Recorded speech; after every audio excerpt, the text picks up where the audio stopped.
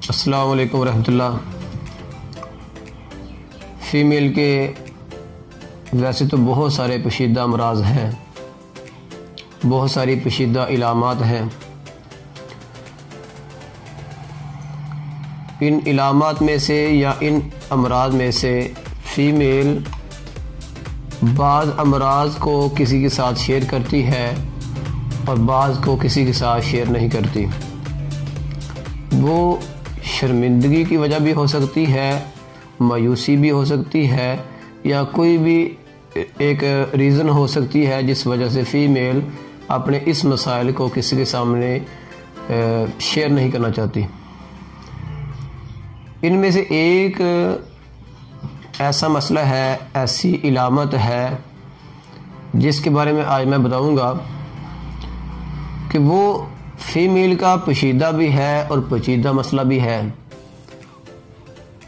जिसके बारे में फ़ीमेल ये सोचती है कि शायद ये मसला बहुत ही ऐसा मसला है, यानी कि जो किसी को बताने वाला नहीं है। इसलिए वो कोशिश करती है कि अपनी हदूद तक ही उसे महदूद करती है। वो मसला है कि वजाइनल ईचिंग, यानी आलाते तनासुल ज़नाना जो होता है उसके बाहर की तरफ खारिज का होना। वैसे तो ये बहुत बड़ा मसला नहीं है, लेकिन जब ये इलामात साथ लेकर आता है तो ये बढ़ता बढ़ता बहुत दूर तक चला जाता है। इस मसले की जो बुनियाद होती है वो शुरू होती है लिकोरिया से। लिकोरिया जब खारिज होता है तो वो ऐसा होता है कि जैसे चर्बी माइल हो, गाढ़ा हो, और उसके खारिज होने की वजह से क्या होता है कि वजाइनल ईचिंग होती है, यानी आलाते तनासुल ज़नाना के बाहर वाले हिस्सा में जहाँ पर ये लिकोरिया लगता है उस हिस्से में खारिज होती है। जब फीमेल उस हिस्से पर खारिज करती है तो सबसे पहले क्या होता है कि वो जगह जहाँ पर खारिज की गई है उसमें स्वेलिंग हो जाती है, सोजन हो जाती है, और ये सोजन होने की वजह से वो जगह गर्माइश पकड़ लेती है, और आस्ता आस्ता ये कंडीशन ऐसी हो जाती है कि खारिश भी शदीद हो जाती है, सोजन भी शदीद हो जाती है, और इसके साथ वो जगह भी शदीद गर्म हो जाती है। ये मैं बात कर रहा हूँ वजाइनल ईचिंग की, आलाते तनासुल ज़नाना के बाहर वाले हिस्सा की।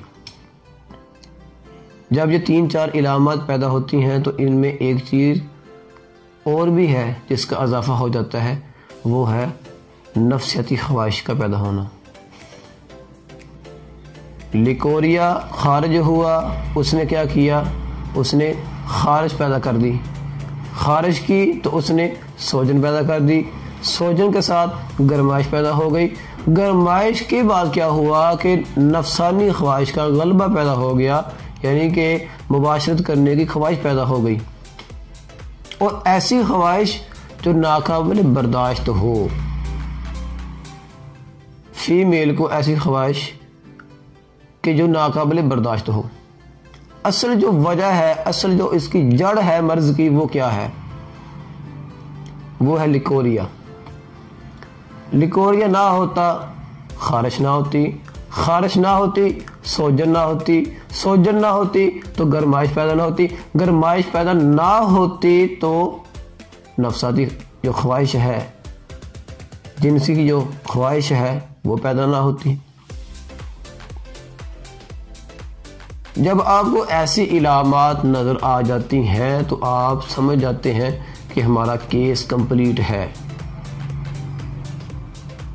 ऐसी जगह पर आप फीमेल को ये भी पूछ सकते हैं कि आपको क्या गर्माइश से सुकून है या क्या आपको ठंडक से सुकून है, कैसे सुकून होता है। वो ये कह सकती है कि मुझे ठंडक से सुकून है।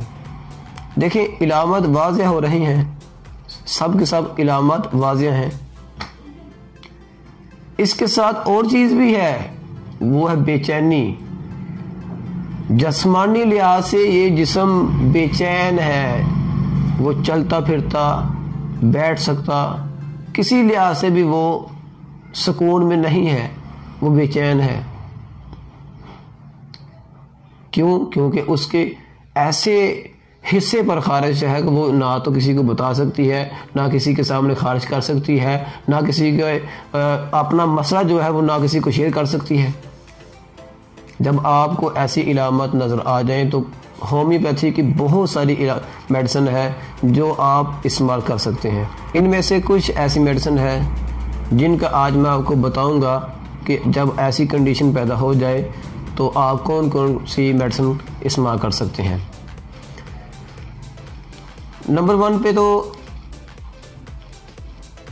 मेरे ख्याल से 5 या 6 मेडिसिन ऐसी हैं होम्योपैथी में जिनका इस कंडीशन के ऊपर डेली बेस के ऊपर इस्तेमाल होता है। सबसे पहले तो मैं यानी जिसका मैं इस्तेमाल करता हूँ, बहुत ज़्यादा इस्तेमाल करता हूँ, वो है कैरियोज़ोटम। नंबर 1 जो है वो है कैरियोज़ोटम, नंबर 2 पे आती है कैलेडियम, नंबर 3 पे आती है सीपिया और नंबर 4 पे आती है पल्साटिल्ला। इसके बाद अगर आप बात करें एम्ब्राग्रेशिया भी है। इसके बाद अगर आप गौर करेंगे तो जहाँ पर शदीद किस्म की खारिश होगी, जहाँ पर शदीद किस्म की खारिश होगी, बेचैन जिस्म होगा, वहाँ पर आप आयोडम का भी इस्तेमाल कर सकते हैं। ये 5 से 6 मेडिसिन ऐसी हैं जिसका डेली बेस के लिहाज से इस्तेमाल होता है। नेक्स्ट मैं इंशाल्लाह कोशिश ये करूँगा कि इन सब इलामात को अलग अलग आपको बताऊं कि फ़लाँ मेडिसिन को आपने कहाँ पर इस्तेमाल करना है, फ़लाँ मेडिसिन को आपने कहाँ पर इस्तेमाल करना है। यानी एक ही लेक्चर के अंदर इन 5 से 6 मेडिसिन को बताना मेरे ख्याल से मुनासिब नहीं है। कोशिश यही करूँगा कि 1 या 2 मेडिसिन को एक लेक्चर में वाज़ेह करूं और समझाने की कोशिश करूं कि फ़लाँ मेडिसिन में क्या फ़र्क है और फ़लाँ मेडिसिन में क्या फ़र्क है अलाते तनासर ज़नाना की ऐसी कंडीशन के ऊपर। आप कोशिश करें कि नेक्स्ट जो भी वीडियो आए उसको लाजमी देखें ताकि इस वाली वीडियो का जो मकसद है वो आपका पूरा हो सके।